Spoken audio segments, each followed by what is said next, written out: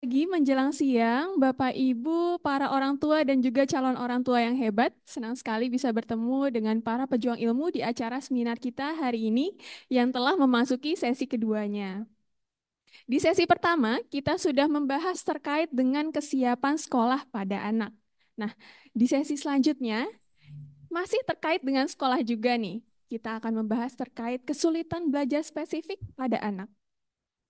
Pada kesempatan ini, kita akan bersama-sama menguak misteri di balik kesulitan belajar spesifik pada anak. Selain itu, tentunya dari narasumber kita akan membagikan tips dan trik jitu untuk membantu anak-anak kita mencapai potensi terbaiknya dan juga membantu kita sebagai orang tua, calon orang tua maupun guru untuk mendampingi tumbuh kembang anak. Baik, untuk membahas lebih dalam terkait dengan kesulitan belajar spesifik pada anak, kita telah mengundang narasumber ahli kita yaitu Mbak Pratiwi Widyasari SCMC Psikolog yang merupakan seorang dosen psikologi pendidikan di Universitas Indonesia, merupakan psikolog pendidikan juga dan juga meneliti dalam laboratorium Mindfulness and Contemplative Psychology. Baik, tanpa berlama-lama langsung kita sambut Mbak Wiwit, dipersilakan waktu dan tempat untuk menjelaskan. Cek, terima kasih. Saya taruh ya. Oke, halo yang ada di Zoom. Salam kenal. Bapak Ibu, nggak ada Bapak di sini ya. Ibu-ibu, Mbak-mbak yang ada di sini, salam kenal. Selamat pagi menjelang siang, semoga semangatnya tetap pagi ya. Oke, perkenalkan nama saya Pratiwi Widyasari. Mungkin lebih dikenal di sini dengan sebutan Wiwit. Jadi silakan saja. Kalau nanti ketemu dengan saya di mana, boleh panggil dengan sebutan Wiwit. Hari ini saya berkesempatan untuk bisa memberikan materi berkaitan dengan kesulitan belajar, gitu ya.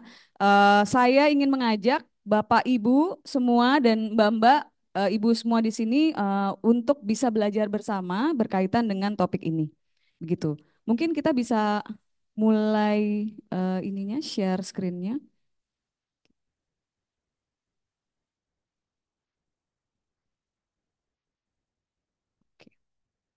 Oke, yes,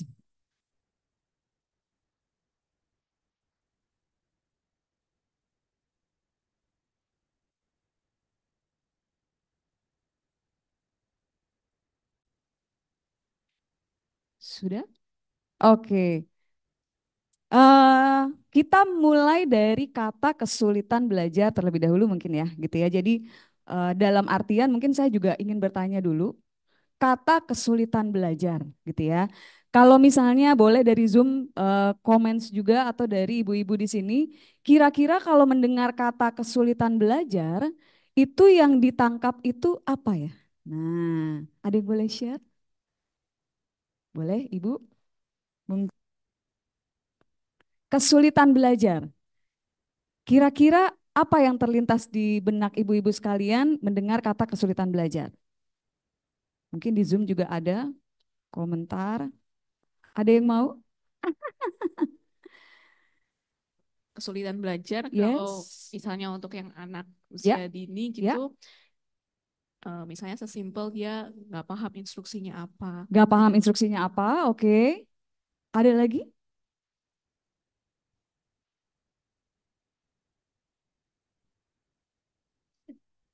Kalau anak dibilang sulit nih belajar gitu ya kira-kira. Nah, apakah dia masuk ke dalam kategori kesulitan belajar spesifik yang akan kita ulas lebih jauh sekarang ini gitu ya. Jadi mungkin nanti Bapak Ibu dan Mbak-mbak di sini baik di Zoom merasa bahwa term kesulitan belajar itu seperti anak nih sulit belajar gitu ya. Tetapi sebenarnya ketika kita membicarakan mengenai term kesulitan belajar spesifik, kita akan membicarakan tentang hal-hal yang spesifik yang berkaitan dengan kesulitan belajar itu sendiri. Mungkin kita coba buka ya, gitu. Untuk menjelaskan mengenai kesulitan belajar, saya menyiapkan tiga definisi dari kesulitan belajar tersebut. eh Sorry, sebentar. Boleh di next? Berarti yang dari sana ya. Ya. Pengertian yang pertama adalah dari IDEA, ya.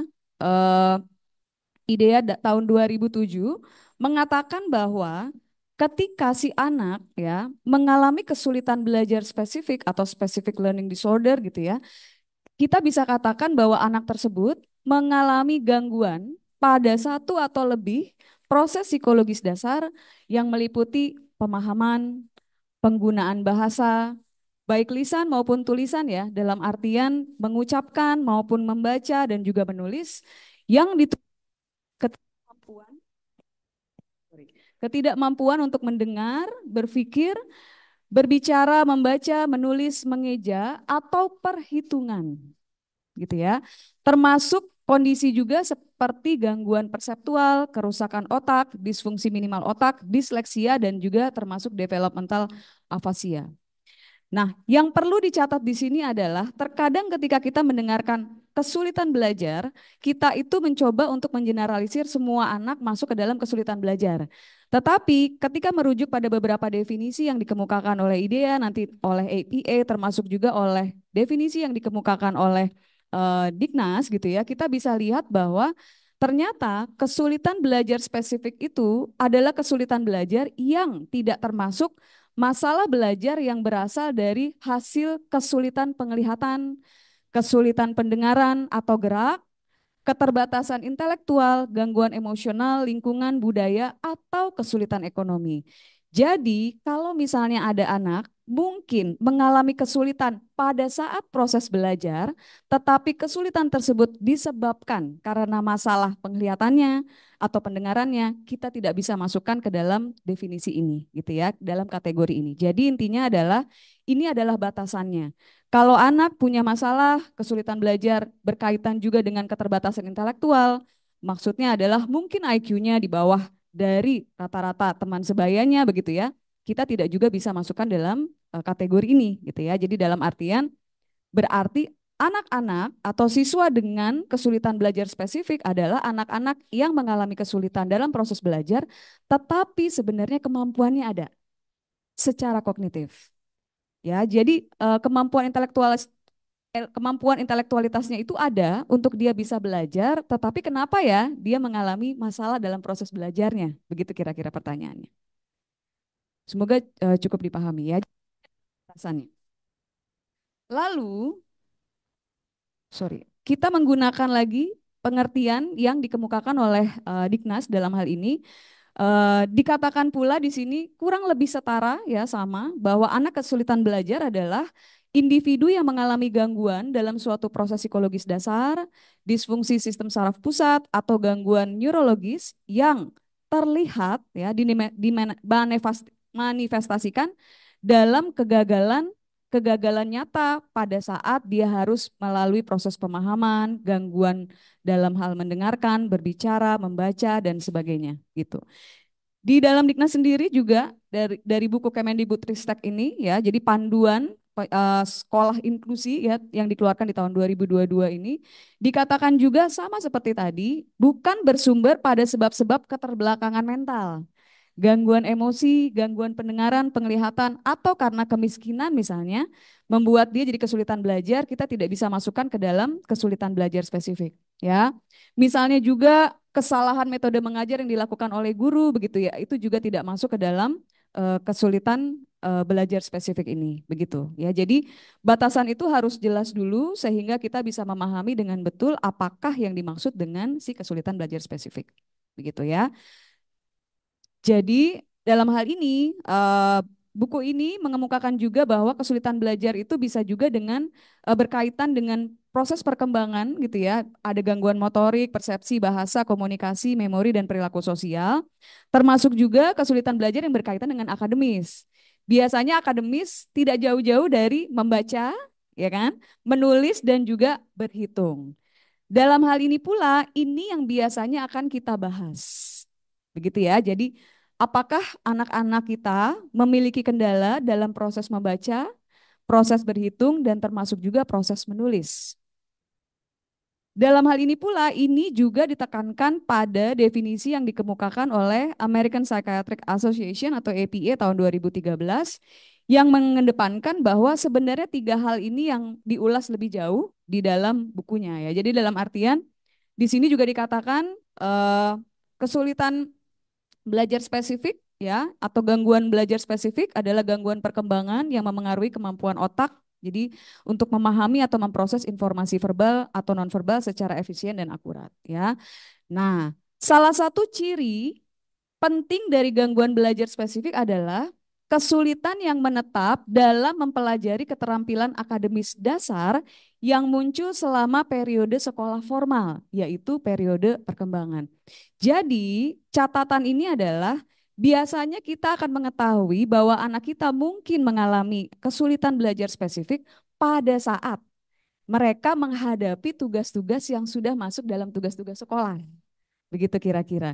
Jadi mungkin ketika usianya belum memasuki usia atau tahapan perkembangan yang berkaitan dengan sekolah, kita belum bisa untuk lihat apakah anak tersebut memiliki masalah dalam hal proses belajarnya atau kesulitan belajar spesifik. Ketika si anak sudah masuk dalam lingkup sekolah, tuntutannya cukup banyak ya, ibu-ibu, gitu ya. Dalam artian mereka harus mulai baca, mereka harus mulai mengeja, mulai juga menulis, bahkan mulai mengartikan sebuah bacaan, termasuk memahami konsep angka, perhitungan dan sebagainya, baru terlihat begitu ya. Dan dalam hal ini pula biasanya kita perlu untuk melihat minimal 6 bulan ya dari proses belajar yang dia mulai miliki kira-kira cukup konsisten atau tidak. Biasanya yang perlu dicermati adalah pada saat anak dari TK ke SD, ya kan, tuntutannya agak berbeda ya, ibu-ibu sekalian ya. Tuntutan SD itu sudah mulai ada pengenal huruf, angka, atau bahkan ada beberapa yang sekolah sudah mulai harus menuntut untuk bisa membaca. Tuntutannya agak berbeda dari TK ke SD. Nah, ini baru mulai kelihatan apakah si anak punya masalah atau tidak. Tetapi di awal-awal bulan biasanya itu belum terlalu terlihat apakah anak memang mengalami kesulitan belajar spesifik karena bisa jadi proses adaptasi.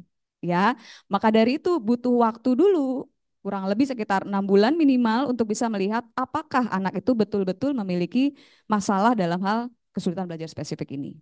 Gitu, ya. Dalam hal ini pula di keterampilan dasar meliputi membaca kata-kata tunggal secara akurat dan lancar, apakah anak paham akan bacaan yang dia baca, apakah dia mampu mengekspresikan secara tertulis pikirannya, perasaannya, termasuk juga apakah anak mampu untuk bisa berhitung ya, melakukan perhitungan aritmatika dan juga penalaran matematis. Intinya adalah bagaimana si anak bisa atau tidak memecahkan masalah matematika. Kira-kira seperti itu. Bisa saya lanjut ya? Cukup jelas mungkin. Jadi batasannya harus cukup jelas. Intinya adalah anak punya masalah pada saat proses belajar. Tetapi masalahnya bukan disebabkan karena adanya bisa jadi kekurangan dalam hal fisiknya seperti penglihatan atau pendengaran atau dalam hal kognisinya seperti kecerdasan kita tidak masukkan di situ gitu ya. Atau hal-hal lain yang berkaitan dengan proses belajarnya seperti misalnya keadaan ekonomi si anak atau misalnya strategi belajar guru yang salah. Nah, kita tidak bisa masukkan di sana gitu ya. Spesifiknya di arah situ. Oke. Dan kita bisa identifikasi ketika si anak sudah mulai masuk ke dalam tuntutan-tuntutan proses akademis gitu. Di awal harus adaptasi dulu, jadi kita belum bisa lihat dan bisa tentukan bahwa apakah anak betul-betul bermasalah di sana. Kita mesti tunggu dan lihat prosesnya seperti apa, minimal sekitar 6 bulan, baru kita lakukan penelusuran lebih jauh gitu ya. Dalam hal ini juga asesmen tetap perlu diperlukan, kita tetap perlu pantau selama proses 6 bulan berjalan ini. Enggak yang dibiarkan begitu saja ya, tetap harus distimulasi dan sebagainya, dan kita lihat apakah ada perkembangan yang terjadi dalam proses waktu tersebut, begitu kira-kira ya. Nah, batasan yang diberikan oleh APA dalam hal ini ketika kita memberitahukan bahwa oh ada anak nih yang masuk ke dalam kategori kesulitan belajar spesifik gitu ya. Batasannya adalah ini. Pertama adalah anak memiliki kesulitan untuk mempelajari dan menggunakan keterampilan akademisnya. Ditunjukkan setidaknya satu dari gejala berikut. Gejalanya apa saja? Misalnya satu, pembacaan kata yang tidak akurat atau terlalu lambat atau penuh usaha. Mungkin kita pernah lihat anak tuh mengusahakan banget gitu ya untuk membaca sebuah kata tapi kurang tepat masih gitu ya. Atau misalnya baca katanya tidak akurat, tidak sesuai dengan kata yang memang tertera seperti itu. Terkadang menebak-nebak kata. Nah, menebak kata itu juga salah satu indikator, bukan sebuah kepastian ya, tapi intinya adalah indikator yang kita perlu cermati dengan lebih jauh ya. Lalu yang kedua adalah ketika disodorkan sebuah tulisan, terkadang anak tidak terlalu bisa memahami apa makna dari tulisan tersebut. Jadi kesulitan memahami makna dari apa yang dibaca. Misalnya, kita berikan tulisan, anaknya bisa baca. Tetapi ketika ditanya, tulisannya tentang apa itu nak gitu ya, dia nggak terlalu paham sebenarnya tulisannya apa. Jadi kita membicarakan mengenai satu reading, yang dua adalah comprehension ya, membaca dan juga memahami tulisan tersebut gitu. Jadi ketika baca bisa, ketika tidak paham, nah itu juga jadi salah satu indikator ya, gitu kira-kira. Lalu yang berikutnya adalah kesulitan dalam mengeja. Ada satu kata, lalu berikutnya ternyata dia tidak bisa mengeja dengan cukup baik. Misalnya kata buku ya. Terus diminta untuk memecah buku itu berasal dari kata apa saja gitu ya. Bisa saja ketika menyebutkan huruf tersebut ada kata yang hilang, BU misalnya gitu ya, K-nya hilang atau bertambah BUKUK misalnya gitu ya, karena dengar kata buku jadi buku gitu ya. Atau BOKU misalnya. Yang U yang pertama jadi O misalnya gitu. Jadi berubah hurufnya. Nah, itu juga perlu untuk dicermati ya. Lalu berikutnya, kalau yang ini membicarakan mengenai baca, pemahaman gitu ya. Di yang keempat ini adalah ketika anak mulai mengalami kendala pada saat menghadapi tugas-tugas menulis. Jadi kesulitan dalam ekspresi tertulis, misalnya membuat kesalahan dalam tata bahasa gitu ya, kalimatnya kurang jelas gitu, termasuk penggunaan tanda baca yang salah gitu ya, paragrafnya pengaturannya buruk, misalnya seperti itu. Nah, bisa jadi mungkin dalam artian dia memiliki kendala di sini gitu. Lalu yang berikutnya adalah kesulitan menguasai pengertian bilangan yang sudah masuk ke dalam kemampuan aritmatika. Ya, di sini dikatakan bahwa misalnya anak memiliki pemahaman yang lemah tentang angka. Dia tidak terlalu paham sebenarnya angka yang mana yang lebih besar, misalnya seperti itu. Tidak paham apa operasi perhitungan yang perlu dilakukan, kenapa operasi yang seperti ini dan sebagainya, itu masuk ke dalam kategori yang ini ya. Terus biasanya kan kalau anak-anak di usia tertentu sudah tidak menggunakan jarinya lagi untuk menghitung satu digit ya, gitu ya.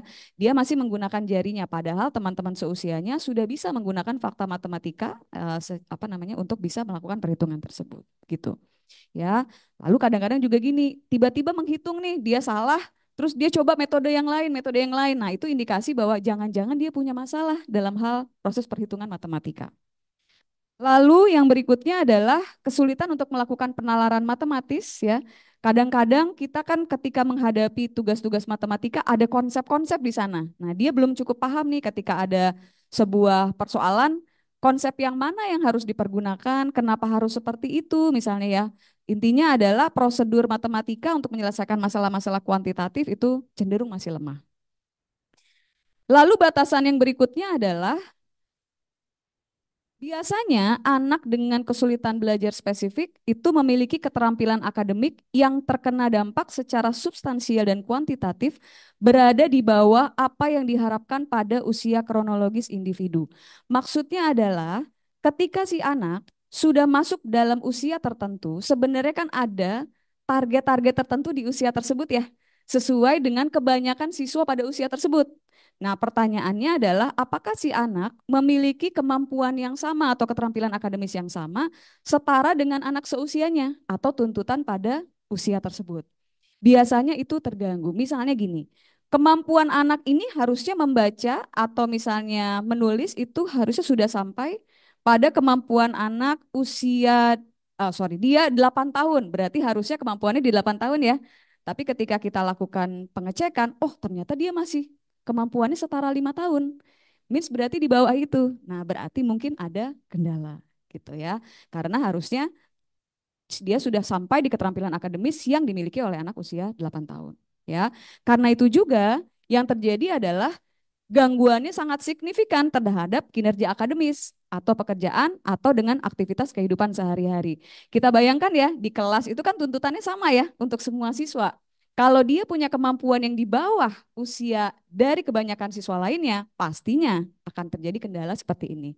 Termasuk aktivitas kehidupan sehari-hari, contohnya misalnya ketika anak sudah belajar untuk membaca, lalu berikutnya anak seusianya misalnya pergi ke tempat tertentu, sudah bisa membaca apa petunjuk-petunjuk gitu ya, dan dia tidak bisa, berarti dia akan mengalami kendala dalam aktivitas sehari-hari gitu. Ada anak-anak yang sudah biasa untuk atau bisa untuk melakukan prosedur jual beli sederhana gitu ya. Dia belum bisa karena kemampuan aritmatikanya mungkin belum cukup baik gitu misalnya. Jadi selain dalam sisi akademis, dalam kehidupan sehari-harinya biasanya juga terkendala. Lalu berikutnya kesulitan belajar pada anak itu dimulai pada usia sekolah. Ya, seperti yang tadi kita sudah bahas. Karena udah usia sekolah, ada tuntutan sekolah, kita lihat apakah dia mampu untuk melampaui tuntutan tersebut gitu ya atau mencapai tuntutan tersebut. Kalau tidak, jangan-jangan ada masalah. Tetapi catatan ini hilang timbul ya. Catatan di sini adalah, namun mungkin tidak sepenuhnya terlihat sampai adanya tuntutan keterampilan akademis yang melebihi kapasitas individu yang terbatas. Maksudnya gini, bisa saja si anak bisa menyelesaikan tugas-tugas matematikanya untuk level 1, kelas 1 atau kelas 2. Tetapi ketika di kelas 3, tugasnya makin banyak, makin susah, baru kelihatan gitu ya. Jadi bahkan bukan di awal, bisa saja di awal masih cukup adaptif, tetapi ketika tuntutannya sudah makin tinggi, makanya catatannya di sini adalah ternyata sudah mulai diberikan tes-tes dalam waktu yang terbatas. Nah, dia baru kelihatan masalah gitu ya. Lalu berikutnya, menulis laporan yang panjang. Biasanya laporannya singkat. Ketika dituntut laporannya panjang dengan target usia yang lebih tinggi, dia baru kesulitan. Nah, itu bisa dikatakan juga bisa jadi dia memiliki kesulitan belajar di sini gitu ya. Beban akademis yang terlalu berat juga. Dan yang terakhir adalah catatan lainnya, seperti yang catatan-catatan sebelumnya, bukan disebabkan oleh ketidakmampuan intelektual ya. Jadi intinya adalah ketidakmampuan intelektual tidak jadi batasan untuk anak dikategorikan sebagai anak yang memiliki kesulitan belajar spesifik. Begitu kira-kira ya. Ini catatan-catatannya. Kurang lebih sama dengan batasan-batasan yang tadi sudah kita ulas sebelumnya. Lalu berikutnya, ketika membicarakan mengenai kesulitan belajar spesifik, ya, kita akan masuk ke dalam tiga tadi tuntutan akademis yang sudah ada ya di Diknas tadi, Kemendikbud, bahwa biasanya anak itu mengalami kendala pada area membaca, ya, menulis dan berhitung. Nah, dalam hal ini kita juga akan mengulas tiga itu saja, gitu ya, karena ini juga yang termanifestasi atau terjelaskan dalam APA, yaitu yang pertama adalah disleksia. Disleksia adalah kesulitan belajar yang ditandai dengan kesulitan untuk memahami kata dengan akurat dan tepat. Decodingnya biasanya buruk dan terkadang anak memiliki kesulitan untuk mengeja kata. Dalam hal ini, contohnya seperti ini. Anak dengan kesulitan belajar memiliki masalah dalam decoding, seperti yang tadi mungkin kita sudah bahas. Misalnya anak diminta untuk menyebutkan huruf-huruf yang membentuk kata topi. Nah, dia mengalami kesulitan. Bisa ada huruf yang hilang, bisa ada huruf yang berganti, bertambah, dan sebagainya. Lalu ketika membacanya tidak cukup lancar, berkaitan dengan fluensi di sini, dan apakah ketika membaca dia bisa, betulkah dia paham isi bacaannya? Berarti berkaitan dengan comprehension. Jadi tiga kata kunci di sini adalah decoding, fluency, dan juga comprehension. Ya, decoding tuh di awal banget ya. Kita lihat kata, bentuk hurufnya apa saja sih yang menyusun kata tersebut, apa saja hurufnya. Lalu berikutnya mencoba untuk membaca, bisa atau tidak. Ketika bacanya sudah bisa, paham atau tidak isi dari tulisannya gitu. Nah, anak-anak dengan disleksia ini sebuah perumpamaan seperti layaknya mungkin kita melihat sebuah kursi gitu ya. Di mana kursi itu kalau kita lihat kan kalau dia menghadap kanan, menghadap kiri, ya kursi aja gitu, sama kursi. Sama dengan hal tersebut, ini ilustrasinya, anak-anak dengan disleksia biasanya melihat huruf juga seperti itu. Kan sama-sama saja, nggak terlalu ada perbedaannya gitu. Mereka tidak bisa melihat hal yang spesifik yang berbeda antara satu huruf dengan huruf yang lainnya. Maka dari itu nanti proses pembelajaran juga akan berbeda gitu ya dibandingkan mungkin proses belajar anak-anak pada umumnya yang tidak mengalami disleksia. Gitu. Yang kedua adalah diskalkulia. Kalau kalkulia berarti kira-kira berhubungan dengan Angka betul ya. Jadi kalau tadi pertama adalah membaca, yang ini adalah berhitung. Diskalkulia berhubungan dengan kesulitan belajar yang terkait dengan pemrosesan informasi numerik, mempelajari fakta aritmatika dan juga melakukan perhitungan yang akurat dan lancar. Anak-anak dengan diskalkulia biasanya mengalami kesulitan dalam pemahaman akan konsep angka, gitu, kombinasi angka, menghafal fakta aritmatika, perhitungan yang akurat dan lancar, mereka sulit untuk melakukan tersebut, termasuk juga penalaran matematikanya, bukan hanya perhitungannya. Bernalar matematika gitu ya, ketika lihat soal harus dilakukan apa, kenapa seperti itu, nah itu masih kesulitan. Nah, anak-anak dengan diskalkulia sebagai ilustrasi juga, kalau misalnya diberikan angka seperti ini dan diminta untuk menunjuk yang mana yang lebih tinggi, tidak ada masalah sama sekali. Mereka akan bisa menunjuk huruf yang lebih tinggi sama seperti layaknya anak-anak dengan anak-anak yang tidak memiliki gangguan diskalkulia. Tetapi pada saat kita memberikan angka seperti ini, lalu berikutnya kita tanya mana yang lebih besar bobotnya, nah mereka mengalami kesulitan. Hurufnya setara ya di sini ya. Apa namanya? Ukurannya, terus kita bilang mana yang lebih besar gitu ya. Nah, mereka akan kebingungan. Kebingungan itu akan terus berlanjut apabila angka yang disajikan ini makin lama makin pendek jaraknya. Gitu kira-kira ya. Jadi kita bisa membayangkan konsep matematika yang ada di apa namanya di pikiran anak-anak dengan diskalkulia seperti inilah ya. Jadi konsep fakta matematikanya, pengenalan konsep angkanya dan sebagainya bisa jadi terganggu begitu. Dan yang terakhir adalah disgrafia. Grafia means berarti menulis, betul. Jadi kita bisa lihat mungkin ada anak-anak yang mengalami kesulitan pada saat dia harus mengekspresikan apa yang dia pikirkan dalam artian dia perlu untuk menuangkan dalam sebuah bentuk tulisan gitu ya.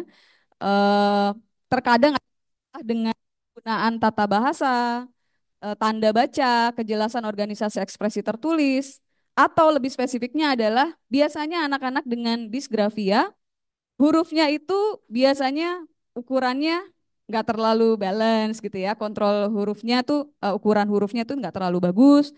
Biasanya kemiringan hurufnya juga tidak terlalu baik gitu ya. Jadi miring-miring banget kanan kiri misalnya seperti itu. Lalu kalau pernah lihat kata-kata yang ditulis oleh anak-anak dengan disgrafia, spasi antar kalimat juga nggak terlalu jelas gitu ya. Itu juga jadi salah satu indikator ya. Lalu organisasi teks yang tidak teratur dan kesalahan tata bahasa. Tata bahasanya kurang lebih sulit untuk dipahami pada saat menjadi sebuah tulisan. Contohnya adalah seperti ini. Kita sih sebenarnya bisa baca ya. This is a sample of apa?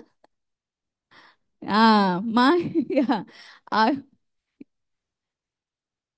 ya, I will look at it. Ya, gitu. Ya, bisa sih kita baca ya. Tapi yang tadi hurufnya, ukurannya, kemiringannya, spasinya coba. Ini S ke sini sama ke sini kurang lebih sama ya. Padahal ini kan ini satu kata lain, yang ini antar huruf misalnya seperti itu. Jadi anak dengan disgrafia terkadang memiliki kesulitan seperti ini, gitu ya.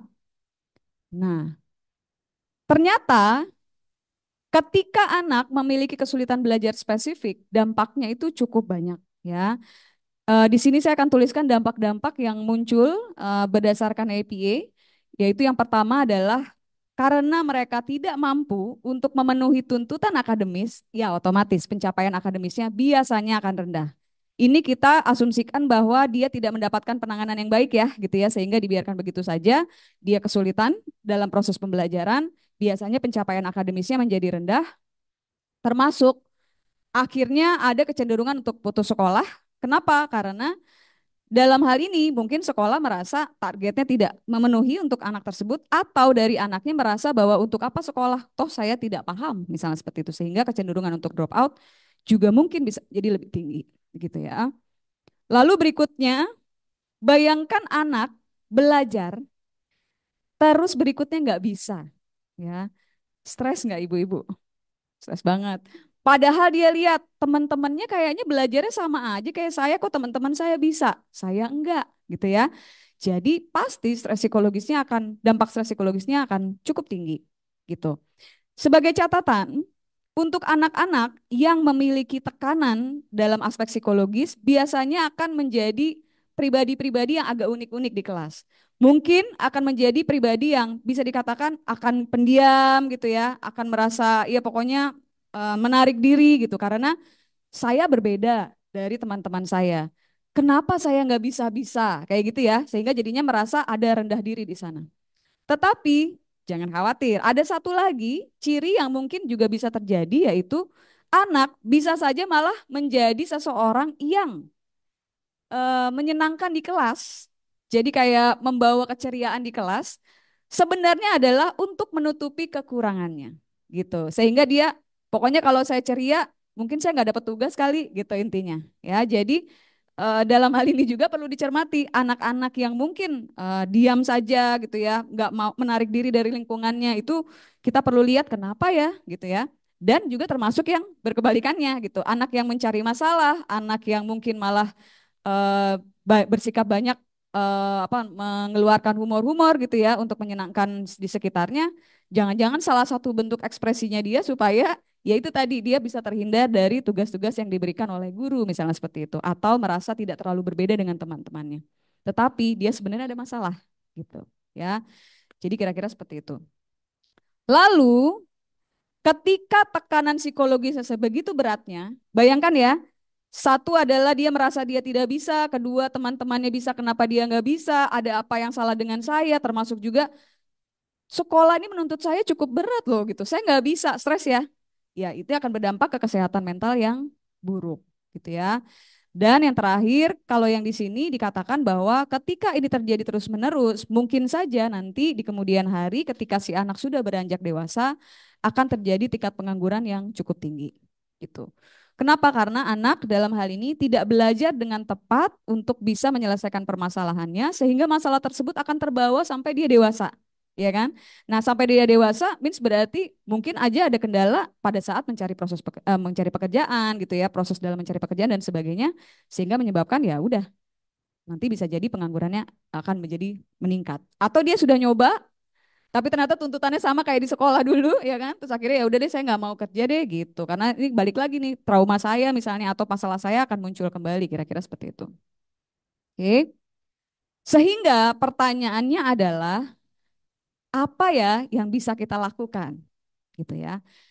Dari beberapa literatur yang saya baca gitu ya, salah satunya adalah sebenarnya anak-anak dengan kesulitan belajar spesifik itu ketika dia mengalami kesulitan tersebut, rasa percaya dirinya ya, rasa percaya dirinya, rasa keyakinannya bahwa dia mampu untuk mengerjakan tugas-tugas tertentu itu menjadi rendah. Sehingga dia tadi menarik diri dan sebagainya. Di beberapa apa namanya? Beberapa langkah-langkah yang harus dilakukan ada tekanan-tekanan bahwa harusnya yang pertama kita lakukan adalah mencoba untuk membangkitkan dulu antusiasme dia dalam belajar karena itu udah hilang ya dia kan nggak bisa ya kemarin mengerjakannya gitu ya sehingga ketika antusiasmenya itu muncul yang terjadi adalah si anak mau untuk terlibat dalam proses belajarnya dan ketika proses belajarnya sesuai dengan apa yang memang diharapkan untuk belajar anak berhasil melakukan langkah-langkahnya sesuai dengan tahapan-tahapannya kemungkinan besar dia akan semakin lebih percaya diri ya, gitu ya. Makin percaya diri sehingga jadinya tadi dia tidak menarik diri dari lingkungan, dia merasa sudah mampu gitu ya, dia merasa bisa nih sebenarnya meskipun caranya agak sedikit berbeda dengan teman saya. Nah, beberapa hal-hal yang perlu dilakukan di awal-awal bisa seperti itu. Tetapi dalam hal ini juga saya mengemukakan apa yang dapat kita lakukan dengan menggunakan strategi yang dikeluarkan oleh Kim et al. Tahun 2009 yang mengemukakan bahwa ada 3 tier yang dapat kita lakukan pada saat kita memberikan strategi pengajaran kepada anak dengan kesulitan belajar spesifik. Ya, eh, pertama adalah tier yang satu ini adalah tier yang dipergunakan pada saat anak masuk ke dalam sekolah umum. Jadi ini sebenarnya yang dilakukan oleh guru kurang lebih sama seperti guru lakukan kepada siswa lainnya. Itu tier satu dulu. Jadi makanya judulnya adalah General Education Setting, di mana guru biasanya melakukan instruksi yang efektif ya kepada semua orang di dalam kelas gitu ya. Menggunakan screening melihat anak ini udah bisa atau belum gitu ya. Di awal itu dulu ya. kita lihat apakah anak ada masalah atau tidak gitu, termasuk juga praktis-praktis yang mungkin bisa dilakukan dalam setting apa namanya kelas besar. Tetapi yang terjadi, terkadang anak tidak bisa mendapatkan settingan yang sifatnya umum di dalam konteks pendidikan yang umum. Maka dari itu kita masuk ke tier 2 atau tahap 2, di mana di tier ini kita akan mencoba menggabungkan ya pendidikan yang umum dan juga pendidikan yang khusus gitu ya. Pendidikan umum dan pendidikan khusus di mana kita bisa lihat ada instruksi-instruksi yang mungkin diberikan oleh guru yang direct langsung kepada si anak dalam grup yang mungkin lebih kecil, karena kalau grup lebih besar anak lebih susah, misalnya seperti itu ya. Termasuk juga support yang diberikan mungkin saja harus lebih banyak gitu. Ya, jadi eh, asesmennya mungkin lebih sering gitu ya, termasuk juga tadi apa namanya evaluasinya mungkin juga lebih terlihat gitu. Dan yang terakhir ya, tier 3 ini sudah masuk ke special education services. Ketika si anak masuk ke dalam tier 2 dan ternyata belum cukup punya apa namanya perkembangan yang signifikan, jangan-jangan anak perlu mendapatkan services yang lebih individual. Ya, dalam hal ini di sini dikatakan yang dilakukan adalah individualized assessment and instruction based on student needs. Jadi biasanya kalau misalnya sudah masuk di sini, sekolah-sekolah memiliki apa namanya itu, kurikulum spesifik untuk anak yang disebut dengan IEP, Individualized Education Plan, atau program pembelajaran individual yang khusus untuk anak tersebut. Karena kalau digabungkan dengan siswa yang lainnya, agak sulit gitu kira-kira ya. Jadi dalam hal ini juga asesmennya akan lebih spesifik, penggunaan instruksinya juga akan spesifik kepada anak tersebut karena anak tersebut memiliki kebutuhan untuk mendapatkan penanganan yang spesifik juga. Begitu. Ya. Ini pendekatannya pakai response to intervention, ada tier 3 seperti ini. Nah, lalu berikutnya beberapa strategi lainnya juga kita bisa lakukan. Seperti misalnya ini strategi umum ya di sekolah kita bisa berikan baik guru maupun orang tua mungkin bisa lihat gitu ya bahwa ada hal-hal yang bisa kita lakukan. Pertama misalnya menempatkan anak dekat dengan teman yang dapat membantunya untuk belajar atau study buddy gitu ya. Berarti ini settingnya mungkin masih di tier 3 atau tier 2 kalau yang tadi bahwa si anak kadang-kadang kan suka malu ya nanya ke guru gitu ya, lebih enak nanya ke teman gitu. Maka dari itu mungkin bisa disetting proses pembelajarannya anak yang memiliki kebutuhan khusus atau memiliki kesulitan belajar spesifik ini duduk dengan temannya yang bisa mengajarkan dia gitu kira-kira. Kalau buat saya pribadi, konsep study buddy ini sangat menarik karena satu, dari prosedur atau dari sisi anak yang memiliki kebutuhan atau anak yang memiliki kesulitan belajar spesifik tadi akan sangat terbantu karena temannya bantuin gitu ya. Buat saya pribadi, ketika ada support system yang diberikan, anak akan lebih merasa diterima dengan keadaannya sehingga dia akan lebih semangat dalam belajar. Dan dia tahu bahwa orang-orang di sekitarnya mendukung dia gitu. Dari sisi badinya atau teman yang membantu sebenarnya juga menjadi hal yang positif karena teman tersebut bisa mengembangkan kemampuan dia untuk saling berbagi, berkomunikasi, mengajarkan hal tertentu kepada temannya, belajar untuk berpikir sistematis. Jadi sebenarnya konsep ini adalah konsep yang buat saya sangat menarik. Gitu ya. Jadi ini juga study buddy ini bisa membantu guru untuk juga memantau kinerja anak ya karena jadinya nggak harus melulu guru yang harus mengajarkan. Jadi temannya juga bisa mengajarkan gitu kira-kira. Yang kedua adalah membagi periode kerja dengan beberapa jeda waktu untuk memberikan kesempatan kepada anak bergerak dan meregangkan badan. Ini yang kadang-kadang kita lupa. Proses berpikir itu kan melelahkan ya. Jadi dalam artian kita perlu juga untuk memberikan jeda antar kegiatan agar anak bisa beristirahat, membuat badan lebih rileks, sehingga nantinya akan siap untuk menerima tugas-tugas berikutnya atau materi-materi berikutnya. Lalu yang ketiga adalah membagi atau chunking information dalam bentuk yang lebih pendek. Ini adalah prosedur pembelajaran yang biasanya kita lakukan apabila kita menemui anak-anak dengan kebutuhan khusus. Jadi, biasanya materinya banyak ya, kita langsung berikan. Kita perlu untuk memotongnya dengan bagian-bagian yang kecil agar bisa fokus mau mempelajari yang mana dulu. Nah, dalam hal ini juga anak akan terbantu karena nggak harus belajar banyak langsung, tapi pelan-pelan, sedikit demi sedikit. Ini membantu anak untuk bisa tahu dengan lebih detail apa yang dia harus lakukan, termasuk juga membantu guru untuk mengetahui evaluasinya. Kalau diberikan langsung secara apa namanya banyak gitu ya, kadang-kadang kita sulit untuk mengevaluasi sebenarnya anak ini salahnya di bagian mana.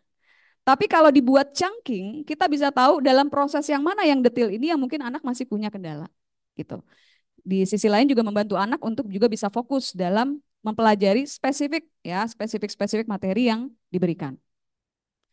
Lalu membuat tempat belajar yang tenang dengan semua yang dibutuhkan mudah untuk dijangkau, jangan terlalu jauh. Catatan ini juga akan kita temukan pada saat kita melihat strategi pembelajaran untuk orang tua. Jadi diharapkan ketika di rumah kita bisa memberikan apa namanya sebuah fasilitas lah bahasanya adalah nggak harus fasilitas yang bagaimana-bagaimana gitu ya, tapi intinya tempat belajar yang kondusif aja gitu ya untuk si anak bisa belajar. Karena distraksi itu akan sangat membantu, sangat membuat anak terganggu gitu ya. Jadi perlu untuk suasana yang kondusif. Dan penting juga untuk membedakan penilaian untuk konten dan teknik. Jadi misalnya ketika kita mau menilai sebuah tugas, kita mau menilai apakah tulisannya sudah benar atau apakah dia sudah mampu mengekspresikan diri dalam tulisannya. Itu kan dua hal yang berbeda ya. Jadi ketika membuat sebuah tes, pastikan dulu ini mau ngukur apa.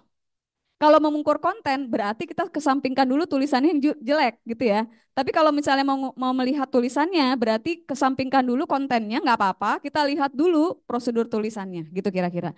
Sehingga dalam hal ini kita bisa melakukan intervensi yang cukup tepat. Kalau dua-duanya digabung, kita bisa lihat ya kontennya sih udah lumayan tapi tulisannya jelek. Nah, pertanyaannya adalah yang mau diukur yang mana dulu gitu ya. Jadi kita perlu untuk lihat konten atau tekniknya ya. Apakah yang mau dilihat mengejanya, struktur kalimatnya, tanda bacanya seperti tadi, apakah pemahamannya ataukah bacaannya segala macamnya itu juga perlu untuk dicermati. Jadi memberikan satu tugas harus yakin dan pasti sebenarnya apa yang hendak diukur dalam tugas tersebut. Lalu terkadang pula kita memberikan beban pengajaran yang cukup banyak gitu ya. Tanpa tahu sebenarnya ini semua perlu atau enggak ya. Yang perlu kita lakukan adalah kita perlu lihat tugas yang kita berikan kepada anak itu apakah semuanya diperlukan atau bisa kita bagi ke dalam bagian-bagian yang penting saja, terutama dengan anak berkesulitan belajar khusus ini. Jadi kalau misalnya ternyata tugasnya cukup banyak, kita harus lihat yang penting untuk si anak ini seperti apa, kita fokus di sana dulu. Karena anak kalau belajar semuanya sudah kecapean, malah kita nggak fokus mau ngajarin yang mana, itu kira-kira. Ya. Lalu, nah ini masuk ke strategi-strategi yang spesifik. Untuk membaca, ya ada beberapa hal yang bisa dilakukan. Oh ya, mungkin catatan sedikit. Strategi-strategi ini dikemukakan oleh Kirk ya, dengan asumsi dan melihat proses bahwa ketika kita belajar ada input yang terjadi, ada proses dan ada output yang terjadi. Jadi semua saran-saran ini sudah digabung. Permasalahannya bisa gitu tadi. Kalau lihat anak terus bermasalah, masalahnya ada di mananya ya? Apakah inputnya yang salah, misalnya gitu ya? Ataukah pada saat prosesnya? Atau apakah saat penilaiannya, outputnya? Kalau inputnya berarti apakah strategi mengajar kita sudah benar gitu misalnya ya. Kalau prosesnya adalah apakah yang terjadi pada saat dia mengerjakan tugasnya gitu ya. Apa yang menjadi kendala bagi dia dan kalau outputnya berarti berkaitan misalnya dengan evaluasinya. Jangan-jangan evaluasi kita salah misalnya gitu ya, kurang tepat sehingga membuat si anak itu jadi bermasalah. Kira-kira seperti itu. Tapi dalam hal ini semua yang dituliskan di sini sudah digabung dari proses input, proses dan juga output gitu ya. Jadi yang pertama adalah strategi membaca. Kita bisa membuat alat bantu visual untuk membantu mengingat ide utama dan sequence atau urutan paragraf yang dibaca. Alat bantu visual ini akan keluar juga di beberapa strategi yang lain seperti strategi berhitung gitu ya. Karena ketika dibantu dengan sesuatu yang sifatnya konkret, anak-anak akan lebih mudah untuk memahaminya gitu. Ya. Dalam artian alat bantu visual ini akan membantu anak-anak untuk bisa lihat oh urutannya yang mana yang duluan gitu ya, mana yang belakangan dan sebagainya gitu kira-kira. Lalu yang berikutnya kita bisa melakukan survei dan bertanya kepada anak, lalu membantu anak untuk membaca, melafalkan, dan meninjau kembali apakah ada hal-hal yang masih kurang tepat untuk si anak lakukan dan sebagainya. Atau bahasanya kalau di Kirk adalah SQ, R, SQR ya, survey questions, read, recite, dan juga review gitu kira-kira. Itu yang bisa kita lakukan. Lalu bisa juga meminta si anak membaca dengan keras sehingga si anak tersebut dapat mendengar kata-kata yang diucapkan, termasuk juga kita, bisa juga. Dan memberi tugas di awal agar siswa bisa mendapatkan waktu lebih lama untuk belajar. Perlu diingat Bapak Ibu sekalian dan Mbak-mbak yang ada di sini bahwa terkadang ketika kita melihat si anak yang memiliki kebutuhan khusus, mereka itu butuh waktu yang lebih lama ya untuk belajar. Ini juga jadi catatan. Terkadang ketika kita memberikan waktu yang lebih lama untuk anak belajar di kelas, itu juga bisa menjadi kesemburuan sosial. Misalnya kayak, kok dia lebih banyak sih waktunya dibanding saya gitu ya. Nah, strateginya salah satunya adalah kita bisa kasih tugas di awal. Misalnya anak tersebut dikasih tugasnya di awal duluan, dia bisa ngerjain duluan, baru ibu gurunya bagiin tugas ke teman-teman yang lain. Nah, dalam hal ini ada kayak buying time-nya, waktu yang lebih lama untuk si anak untuk bisa mengerjakan tugasnya. Termasuk untuk ujian juga seperti itu, bisa dilakukan gitu. Ya. Akomodasi ini juga bisa dilakukan hal yang lain seperti misalnya bentuk evaluasi. Kalau anak-anak mungkin yang reguler bisa kita kasih soal yang cukup banyak. Kalau misalnya anak-anak dengan kebutuhan khusus spesifik apa namanya kesulitan belajar spesifik seperti ini, bisa saja kita modifikasi si soalnya menjadi tidak terlalu banyak gitu ya, sehingga waktunya nanti cukup untuk dia mengerjakan tugasnya gitu. Tapi itu bisa dilakukan. Intinya adalah kita berusaha untuk mengakomodir proses belajar anak. Jangan sampai dia merasa berbeda, jangan sampai dia merasa nggak enak sama temennya gitu ya, jangan sampai temennya juga merasa bahwa ada keberbedaan di kelas gitu ya. Intinya adalah saling support di dalam kelas itu sendiri. Lalu berikutnya, sorry, untuk matematika ya. Matematika menggunakan gambar, menggunakan alat bantu visual seperti yang tadi saya sudah sebutkan, penting sekali untuk proses belajar. Karena menjadi lebih konkret ya dalam proses belajarnya. Lalu jangan lupa memastikan seluruh petunjuk ditulis dalam urutan yang jelas. Terkadang anak-anak yang memiliki masalah di matematika ini urutannya tidak cukup jelas tahu yang mana yang duluan, yang mana yang belakangan gitu ya. Dalam artian kita perlu untuk membantu anak untuk mengetahui sequence atau urutan dari apa yang harus dilakukan. Urutan itu harus cukup tepat. Kadang-kadang kita suka yang ini dulu, terus kita mundur ke belakang gitu ya. Urutan yang kita berikan kepada anak mungkin juga kacau balau. Nah ini nggak boleh untuk yang apa namanya matematika. Kita harus bantu anak untuk tahu apa saja yang harus dilakukan terlebih dahulu, maju ke urutan berikutnya lagi dan sebagainya. Lalu bisa juga kita menggunakan contoh nyata dalam kehidupan sehari-hari sebagai dasar untuk soal matematika. Karena contoh sehari-hari itu kan dekat dengan mereka ya. Sehingga mereka bisa konekkan atau mereka bisa hubungkan apa yang mereka dapatkan dalam pengalaman mereka sehari-hari dengan konsep matematika yang mereka pelajari. Gitu.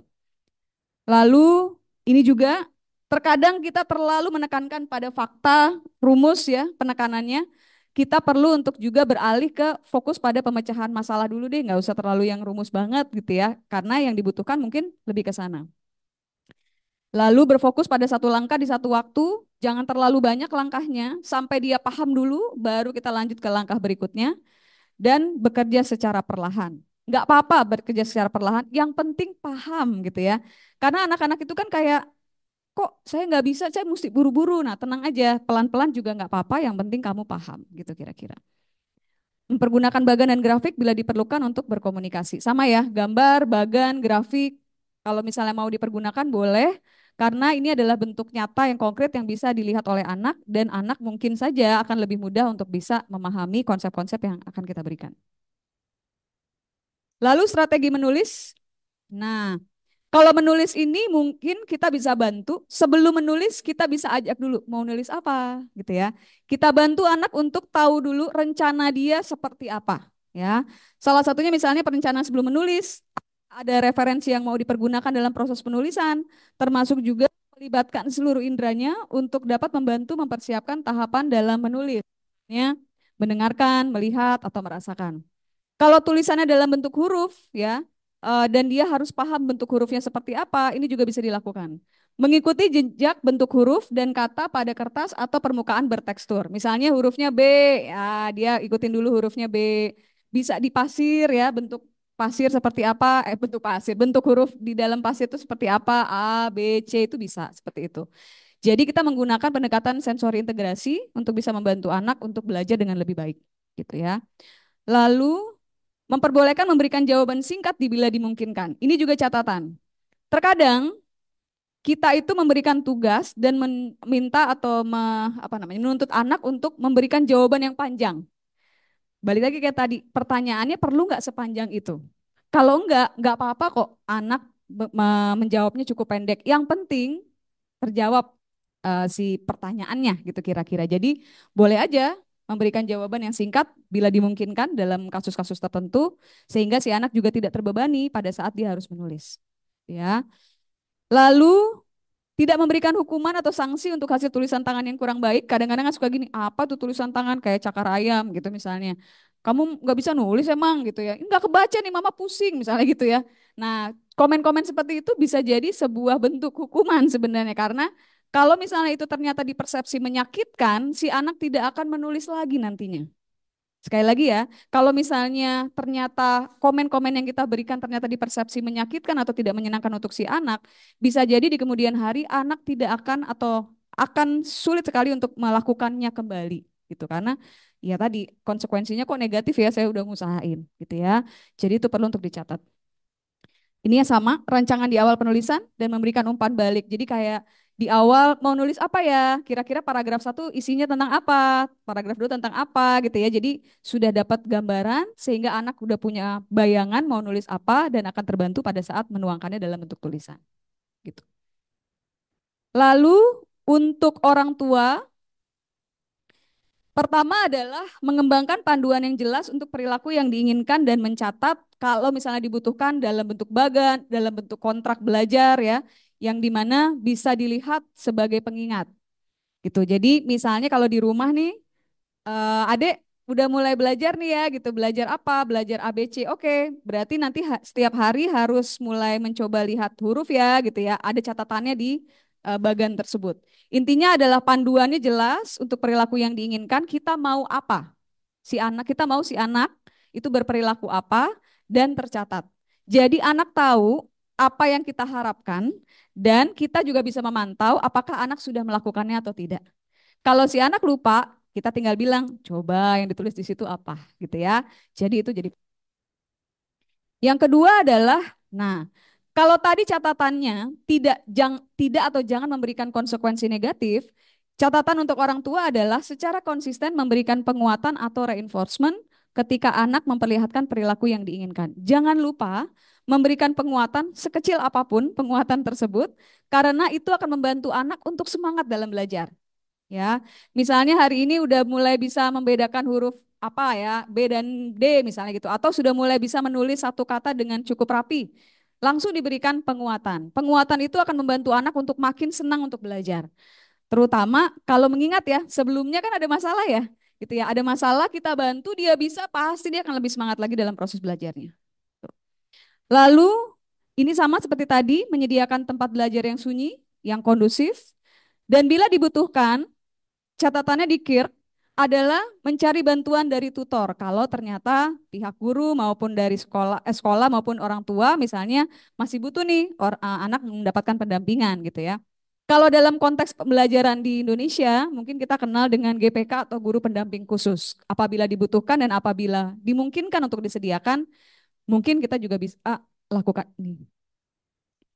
Lalu kalau misalnya si anak punya siblings, kakak atau adik ya, yang perlu diingat adalah jangan sampai kita membedakan juga gitu ya, karena ini anaknya spesial, nanti kakak adiknya jadi ngerasa, kok mama papa nggak sama aku beda ya gitu ya, sehingga nanti mungkin akan timbul kompetisi di keluarga. Nah itu juga nggak kita harapkan. Kita balik lagi konsep ini dengan menggunakan studi buddy yang tadi, study buddy. Harapannya adalah sibling kalau bisa malah membantu rekan apa nih teman bukan teman keluarga kandungnya ya keluarganya untuk bisa belajar gitu kira-kira. Dan yang terakhir adalah mengkomunikasikan apresiasi dan bentuk sayang kepada anak secara berkala dengan cara yang konkret. Jangan sampai kita kayak dalam hati aja, wah anak saya pinter nih gitu ya. Tapi dalam hati saya bangga dengan anak saya, nggak disampaikan. Anak nggak tahu, ya kan kadang-kadang gitu ya. Ngelihat anak terus sudah selesai, hebat juga nih gitu ya. Tapi hebat juga masih di dalam hati gitu kan. Yang perlu kan adalah pengekspresiannya sehingga anak tahu bahwa anaknya hebat. Catatan lainnya juga adalah ketika memberikan ekspresi, mungkin yang perlu diingat kalau kita mau mengedepankan tentang konsep dari growth mindset dari Dweck. Dweck itu mengedepankan bahwa berproses itu menjadi penting. Maka dari itu, kalau kita memberikan reinforcement, instead of kita bilang, wah nilainya bagus, hebat ya nak, gitu ya. Kita bisa untuk memberikan apresiasinya dalam bentuk prosesnya. Wah, kamu hebat ketika kamu mengerjakan apa gitu. Jadi bukan results-nya yang kita apresiasi ya, bisa aja sih, tapi jangan sampai prosesnya kita lupakan. Karena kalau misalnya hanya hasilnya yang kita apresiasi, anak akan mengejar hasilnya saja tanpa memperdulikan si prosesnya. Nah, kita nggak mau seperti itu kan gitu ya. Jadi harapannya adalah anak tahu ketika sampai ke sana ada proses yang terjadi dan itu yang diapresiasi gitu kira-kira. Ya, jadi itu adalah apa namanya konsep yang dikembangkan oleh Dweck karena dia tahu bahwa kita sebenarnya harusnya bisa bertumbuh terus. Itu kira-kira. Begitu Bapak, Ibu, dan Mbak-mbak sekalian, ini adalah rujukan pustaka yang saya pergunakan. Beberapa buku yang sangat bagus dan menarik, mungkin nanti bisa diakses juga ya. Silahkan saja. Terima kasih banyak. Baik, boleh tepuk tangannya dari para audiens? Menarik sekali ya Mbak materinya hari ini. Mungkin dari bapak-bapak dan ibu-ibu, dari forum luring maupun daring, ada yang tertarik nih untuk bertanya setelah mendengarkan penjelasan dan pemaparan dari Mbak Wiwit. Mungkin mau duduk dulu Mbak Wiwit? Boleh. Ya, boleh. Duduk dulu bentar ya. Baik, kita buka sesi tanya jawab 3 orang pertama dari forum luring terlebih dahulu. Oke, mungkin kita pilih ya karena ada cukup banyak. Sisi kanan dulu, kanan. Ya. Ya, Assalamualaikum warahmatullahi wabarakatuh. Nama Waalaikumsalam. saya Sri dari area Sukmajaya. Ya, saya mau tanya, jadi posisinya untuk anak saya ini dia sudah melakukan psikotes di salah satu sekolah yang mau dituju. Nah, memang sudah keluar hasil psikotesnya dan ada poin yang kira-kira menurut saya cukup penting untuk harus dikembangkan, yaitu adalah untuk daya ingat verbalnya itu sudah cukup baik, tapi ternyata daya ingat visualnya yang perlu dikembangkan gitu. Nah, kira-kira ada cara yang baik nggak ya kira-kira untuk mengembangkannya itu? Soalnya nanti takutnya apakah ada kemungkinan bisa menjadi gangguan belajar kah ke depannya gitu. Karena memang yang saya lihat sekarang ini untuk misalnya contoh ya di sekolahnya kan udah hafalan ya. Jadi hafalan memang sudah cukup baik, tapi ternyata untuk alfabet atau untuk hijaiyah itu masih cukup suka ketuker-tuker gitu loh. Nah, lalu setelah itu juga tadi ada poin cara membangun antusiasme anak untuk belajar gitu. Nah, kira-kira konkretnya itu baiknya seperti apa ya? Itu sih kurang lebih. Terima kasih. Baik. Terima kasih banyak Ibu Ningsi. Oke, saya coba jawab ya. Pertanyaan pertama tadi kemampuan visual ya. Kemampuan visual, kemampuan verbalnya ini verbal tertulis atau verbalisan? Verbalisan. Jadi verbal tertulis yang berarti juga visual masih juga kurang ya. Pertanyaannya adalah gini. Kalau misalnya ternyata kita melihat bahwa anak memiliki masalah, yang perlu kita soroti dulu adalah apa stimulasi yang kita berikan sebelumnya gitu. Apakah yang mereka dapatkan atau anak-anak kita dapatkan sekarang ini adalah bentuk dari stimulasi yang kurang gitu ya? Atau memang bukan ada kendala tertentu pada proses pemrosesan informasinya. Kalau misalnya saya boleh memberikan masukan gitu ya, mungkin perlu dilihat dulu apakah stimulasi yang dibutuhkan sudah cukup sufficient atau sudah cukup mencukupi untuk bisa membantu anak untuk dalam proses pembelajarannya. Misalnya jangan-jangan selama ini proses pembelajarannya kebanyakan memang dalam bentuk auditori gitu ya, auditori sehingga keterpaparan terhadap stimulasi visualnya memang kurang. Sehingga bisa jadi nilai yang kurang bukan karena kemampuannya, tapi karena pengalamannya yang belum cukup banyak, sehingga dia tidak terpapar informasi-informasi seperti itu. Begitu. Jadi boleh coba dulu untuk distimulasi dalam bentuk visual. Visual berarti dalam bentuk tampilan. Kalau saya mungkin visual berarti bukan hanya verbal ya, visual secara verbal. Tulisan maksudnya bisa juga bagan, bisa juga gambar gitu ya. Termasuk apakah proses belajarnya juga bisa dilakukan di luar ruangan gitu misalnya, sambil belajar, sambil jalan-jalan, sambil belajar gitu kan bisa juga ya, sehingga keterpaparan dia untuk mendapatkan stimulasi yang sifatnya visual jadi semakin banyak, begitu kira-kira. Mungkin begitu, semoga cukup menjawab ya. Pertanyaan kedua adalah, sebentar, lupa. Terkait dengan Oh iya, secara cara membangun antusiasme. Menarik nih. Jadi anak itu biasanya kalau belajar itu akan senang apabila dia merasa orang yang berada di sampingnya itu juga ikutan belajar gitu. Jadi nggak seperti disuruh gitu. Kalau disuruh tuh kan kayak ya saya lagi nih gitu ya. Itu satu ya. Jadi intinya adalah kalau misalnya mau melibatkan proses pembelajaran pada diri anak, mungkin ada baiknya juga kita seperti terlibat dalam proses pembelajarannya, kita juga engage dalam proses pembelajaran sehingga si anak terlibat di dalamnya dan merasa ditemani. Terkadang yang terjadi adalah proses belajar itu anak itu seperti ditinggalkan sendiri tanpa ditemani sehingga jadinya ya belajarnya juga nggak cukup nyaman gitu ya. Ini kalau membicarakan mengenai proses belajarnya. Tapi kalau membicarakan mengenai bagaimana si anak akan masuk ke dalam proses belajarnya dan menyenangi hal tersebut, sebenarnya ada beberapa langkah. Misalnya, contohnya adalah ketika anak belajar lalu diberikan penguatan positif seperti yang tadi sudah disampaikan, sebenarnya ya, secara otomatis anak itu akan mempertahankan atau bahkan meningkatkan perilaku belajarnya. Gitu. Jadi misalnya ada anak belajar, terus berikutnya kita berikan apresiasi, wah hebat nak gitu ya. Apa aja yang dipelajari sekarang? Nah berarti kan bentuk antusiasme nih dari orang tua. Nah terus berikutnya, kamu keren banget ya gitu misalnya. Nah itu biasanya secara otomatis akan membantu anak untuk mendapatkan kembali antusiasmenya untuk belajar. Pertama seperti itu dulu, atau bahkan kalau dalam tataran proses belajar anak-anak yang usianya mungkin cenderung lebih rendah, kita bisa pakai penguatan yang bentuknya adalah bisa kadang-kadang barang atau token ekonomi. Misalnya token ekonomi itu kayak kalau udah berhasil kita kasih bintang ya. Nah, nanti 10 bintang bisa ditukar dengan permintaan satu gitu misalnya. Nah, dalam hal ini anak akan mulai mencari penguatan tersebut, lalu berikutnya yang terjadi adalah lama-lama si anak akan terbiasa mengerjakan tugasnya dan mendapatkan kesenangannya dalam belajarnya tanpa harus ada penguatan dari kita lagi, gitu kira-kira. Jadi kalau dalam proses pembelajaran anak yang mungkin usianya masih muda, penguatan-penguatan atau reinforcement pada orang tua menjadi penting dan bisa juga mungkin dilengkapi dengan tadi token ekonomi misalnya gitu ya bahasanya atau reward berupa barang gitu yang dia sukai.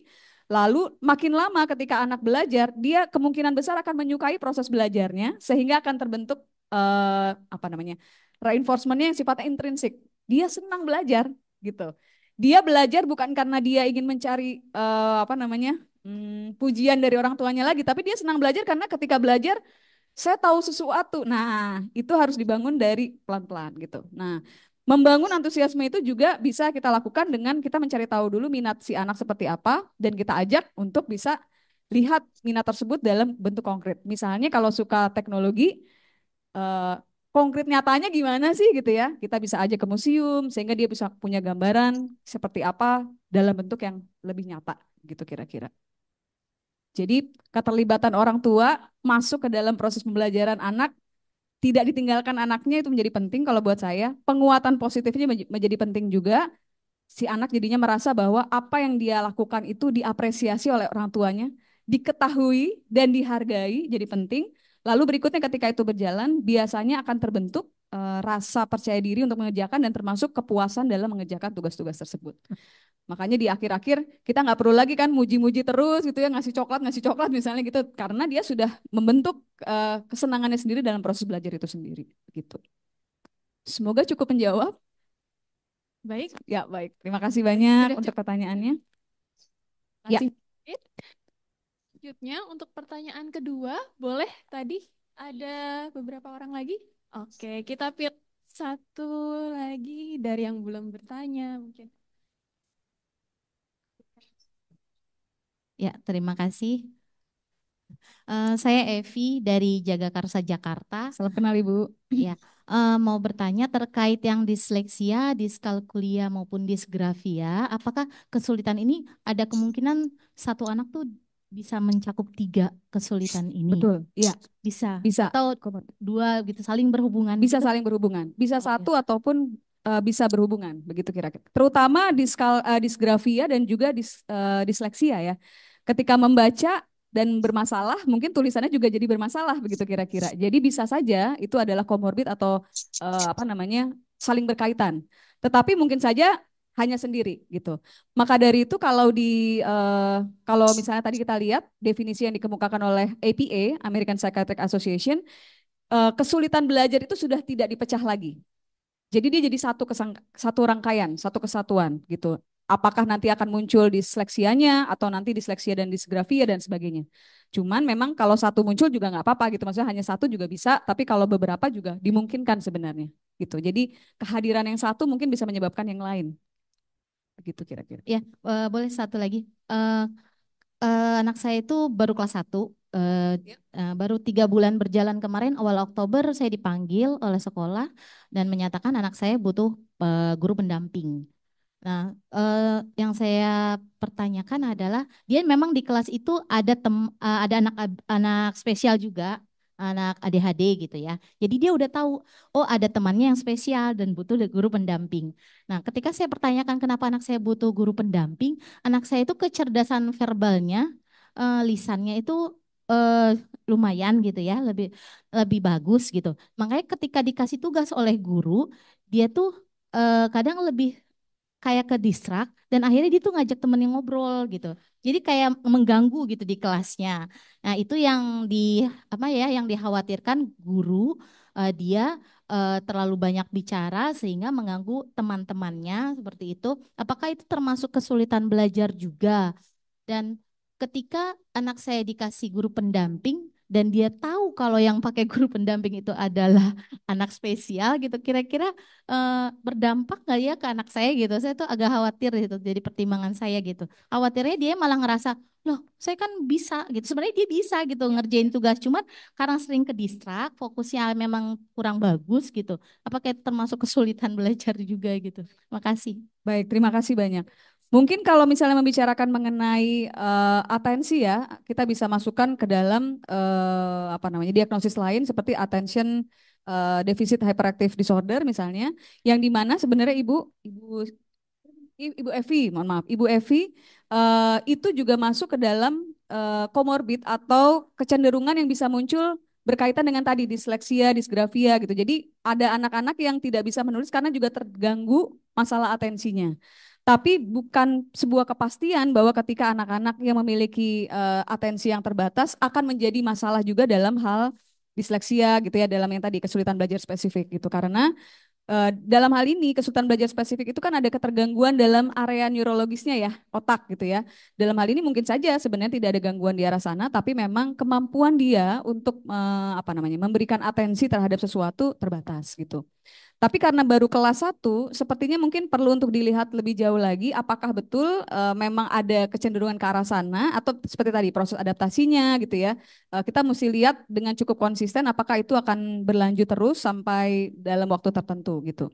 Tapi yang jelas memang kesulitan belajar spesifik ini memang ada relasinya beberapa ya dengan ADHD itu, attention deficit hyperactive disorder itu. Begitu kira-kira Ibu. Lalu kalau dihadirkan GPK, kira-kira bisa membantu atau tidak gitu ya? Kalau buat saya mungkin bisa membantu. Mungkin bisa membantu karena ketika misalnya atensinya terpecah, GPK ini bisa membantu dia untuk mengembalikan kembali atensinya, begitu. Kalau tidak kan bebas ya langsung si anak langsung bisa begitu kira-kira. Cuman masalahnya adalah eh, gini, saya boleh tanya ke Ibu Evi, di rumah anak Ibu seperti apa? Apakah dia bisa melakukan sebuah aktivitas cukup lama ya dan tidak terganggu atau hanya di sekolah saja misalnya? Bisa kan ya? Oke, kalau bisa berarti sebenarnya mungkin ada kecenderungan untuk anak ibu bisa memberikan atensi yang cukup lama terhadap aktivitas yang dilakukan. Nah, pertanyaannya kalau misalnya itu terjadi di sekolah, ada apa? Gitu.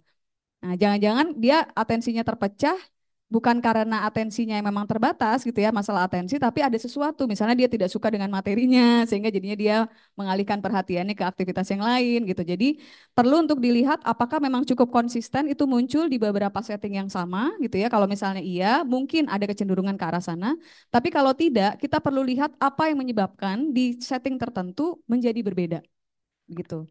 Mungkin itu dulu kali yang mungkin Ibu bisa lakukan gitu ya. Kita bisa lihat, mungkin bisa tanyakan juga kepada anaknya, dari semua mata pelajarannya betulkah semuanya terdistraksi atau ada mata pelajaran tertentu saja yang mana juga itu mengindikasikan jangan-jangan dia nggak suka dengan mata pelajaran tersebut, misalnya seperti itu, bisa untuk dipastikan dulu mungkin Ibu.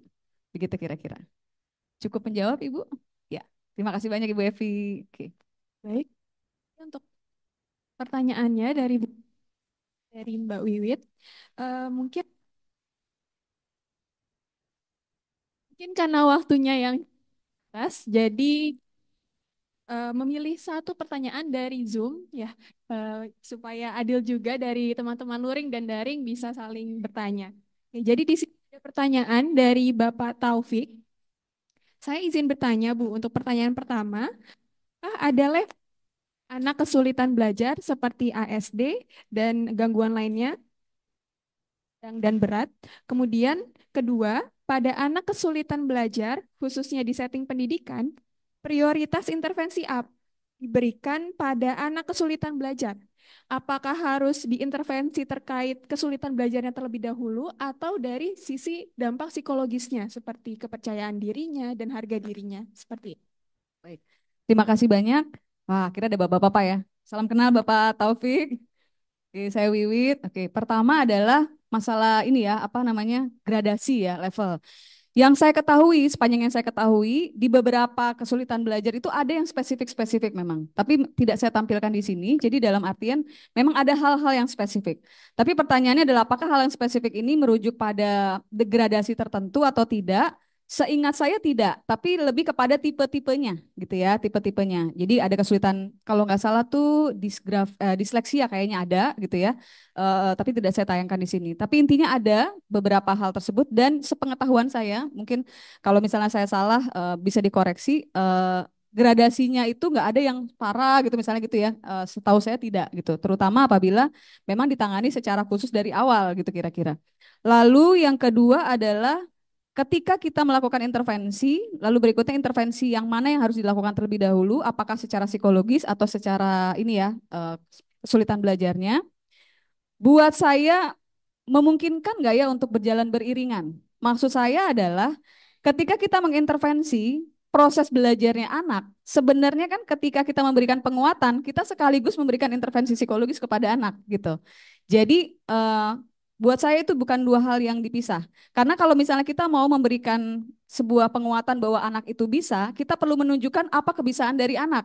Kalau kebisaan dari anak itu adalah menulis ya berarti kita berikan latihan menulis yang dimana ketika anak berhasil kita berikan penguatan bahwa ternyata bisa, begitu kira-kira Pak Taufik. Jadi buat saya pribadi berjalan bersamaan akan sangat baik karena itu akan membantu anak untuk mengetahui apa kekuatan yang ada di dirinya, makin percaya diri bahwa dia mampu melakukan sesuatu dan kalau bisa melakukan sesuatunya memang jadi masalah waktu sebelumnya gitu. Bahkan jadi makin kuat gitu bahwa jadi dia bisa memutus rantai pikiran dia bahwa dia nggak bisa misalnya seperti itu kan awalnya kan mungkin dia pikir nggak bisa gitu ya ternyata dia bisa ternyata makin kuat penguatan dari orang tua ternyata saya makin percaya diri nah itu bisa sekaligus berjalan beriringan gitu jadi mungkin itu jawabannya semoga menjawab Pak Taufik dari saya seperti itu jadi kalau bisa diberikan beriringan begitu kira-kira. Mbak Wiwit, jawabannya saya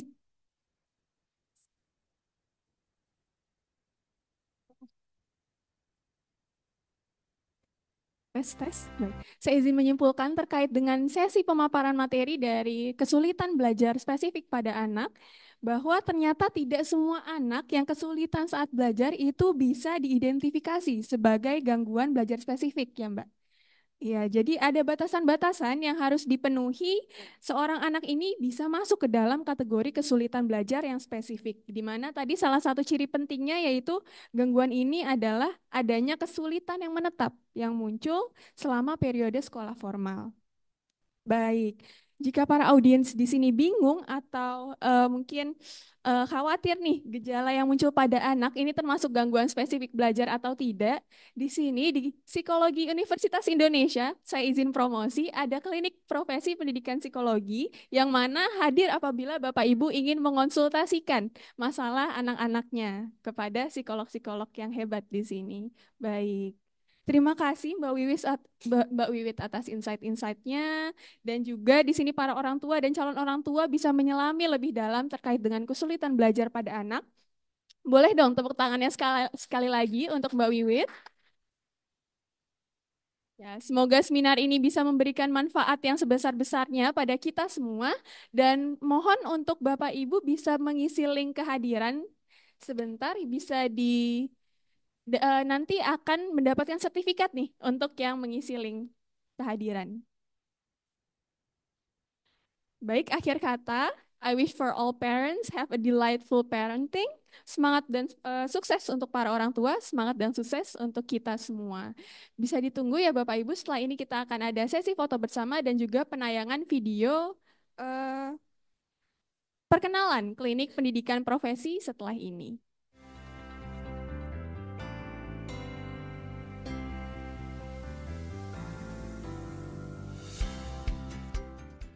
Halo, nama saya Dian Oriza. Saya adalah Kaprodi Program Studi Pendidikan Profesi Psikologi Fakultas Psikologi Universitas Indonesia.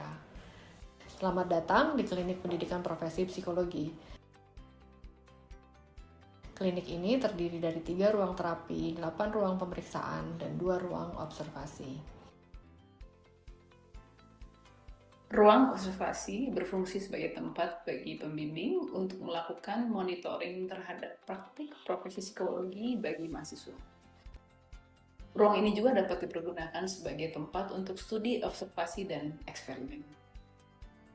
Ada berbagai macam kegiatan yang bisa dilakukan mahasiswa dalam praktek profesi psikologi.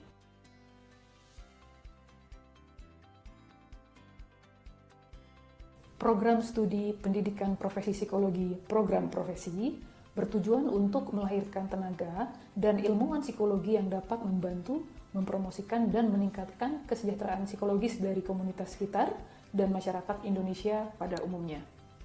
Saya berharap klinik pendidikan profesi ini dapat membantu mendekatkan profesi psikologi pada komunitas sekitar dan memberikan dukungan dan bantuan yang dibutuhkan oleh masyarakat.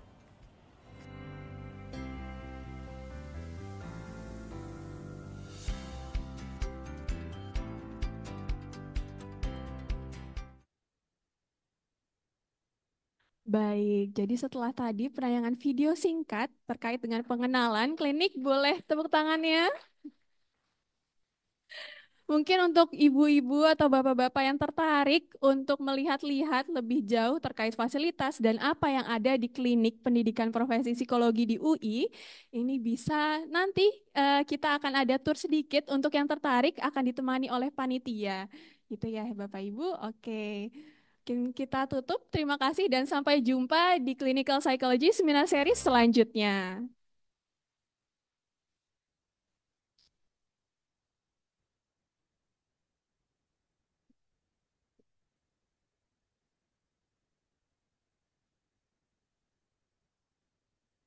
Mungkin untuk yang di Zoom boleh on cam, yang bersedia untuk on cam untuk ikut foto bersama.